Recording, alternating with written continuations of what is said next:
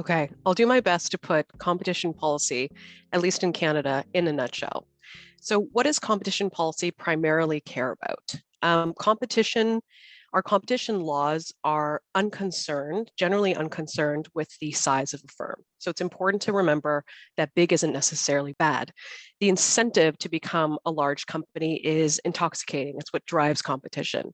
What competition law really cares about is ensuring that firms, once they achieve that dominance, don't abuse that dominance. So the Competition Act has 9 different behaviors that it deems anti-competitive, and it also looks at mergers. But if you zoom out and kind of think about or contextualize why we have competition law in the first place, you got to put Canada back in that global context. So the roots of having competition law have to do with controlling the economic and political power of what were at the time, starting to become monopolistic companies. We have a purpose statement in the Competition Act, which is wonderful in Canada because it tells us those kind of core four things the law fundamentally cares about. But it's also worth pointing out, not all competition relevant issues are dealt with through the Act. So there's a suite of complementary public policy levers, be they privacy, consumer protection, or labor, that are all very relevant to fostering a competitive environment and a competitive firm and protecting consumers, but again, not necessarily dealt with just through the Act. Let's take a look at that purpose statement for a second. So it's about maintaining and encouraging competition and a competitive marketplace. We care about efficiency and adaptability of the economy. Efficiency is a key feature that's actually up for debate right now in Canada. Talk about that in a second. The ability for firms to compete in a global market and competitive prices and choices for consumers.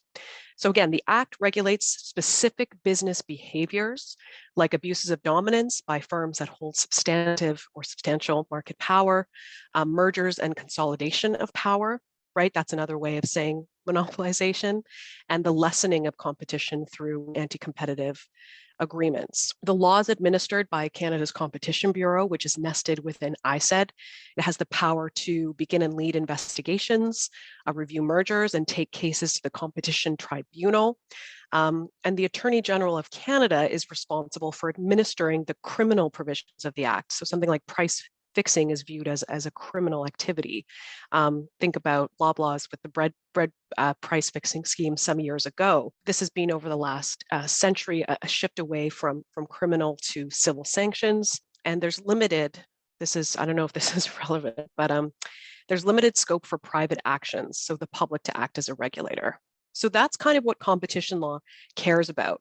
Has it become a major issue in the data-driven economy? Well, there's an argument that says because the last time we updated the Act modestly was 2008, the same year that the App Store launched. So I think from that perspective, it's due for renewal, right? We have to keep our regulatory environments up to date.